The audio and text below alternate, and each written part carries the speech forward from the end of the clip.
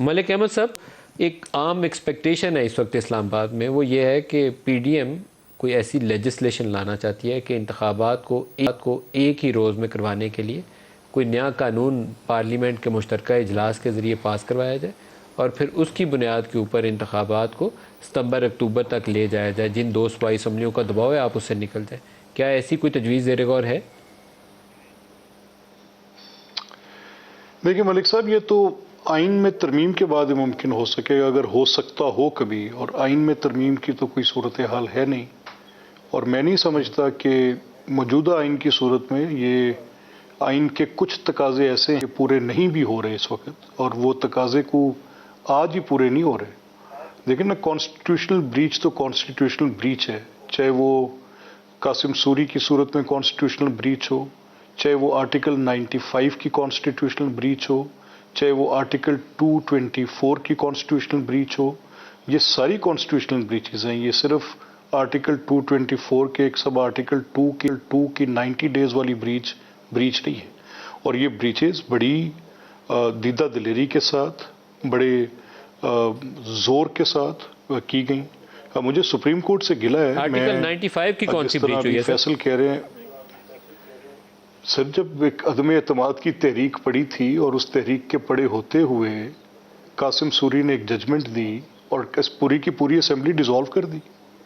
آج تو ایک صوبائی آرٹیکل اسمبلی کے 5 لگا الیکشن دیا پہ ساروں 224 کے دیکھیں نا، نہیں آرٹیکل 5 کہاں لگا دیا. ہوا یہ کہ جب یہ بریچ کی گئی تو ایک فیک لیٹر پہ کی گئی، اور وہ خط جس کو ایک سیلڈ انویلوپ میں قاسم سوری نے اسمبلی کی ڈپٹی اسپیکر کی چیئر پہ بیٹھ کے لہرایا اور کہا کہ یہ میں سپریم کورٹ کے جج کو بھیج رہا ہوں.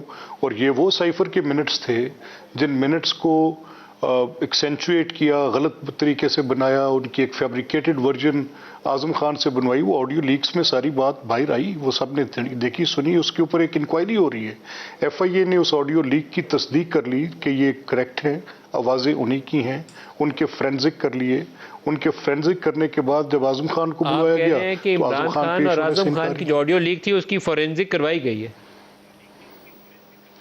ایف آئی اے اس کی پروب کر رہی ہے اور یہ اس کو جوائن نہیں کر رہے.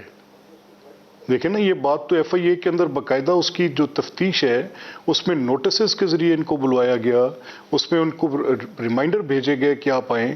اس تفتیش میں جوائن کرنے کے لیے ان چاروں وزراء کو جو اس میٹنگ کا حصہ تھے ان کو بلوایا گیا. لیکن ان میں سے کسی نے بھی ایف آئی اے کی اس انویسٹیگیشن کو، پھر جب وہ اس کو فردر آگے پروسیڈ کیا گیا تو کورٹس کا سہارا لیا گیا. اور کورٹس میں ایک طریقے سے نہ صحیح دوسرے سے فیورٹزم کے تحت، کبھی کسی ایک ہائی کورٹ سے، کبھی کسی ایک سپیریئر کورٹ سے فیورٹزم کے تحت، میں بڑا اپنے الفاظ کو ناپ تول کر آپ کے سامنے یہ بات کہہ رہا ہوں کہ ان کے اوپر کچھ ایسے کورٹ کے پروسیسز انیشیٹ کر دیے گئے کہ اس انکوائری کو سٹال کرنے کی کوشش کی گئی. وہ پورا فیبریکیٹڈ ورژن جو سائفر کی کہانی کا تھا، اس کی تفتیش کو، اس کے مینیپولیٹڈ منٹس جو تھے اس میٹنگ کے، ان کو پھر وہ پروب کے اندر روکنے سے نہ اعظم خان اور نہ باقی لوگ پھر اپنے ساری تفصیل ہے، وہ کوئی ڈھکی چھپی تو نہیں ہے.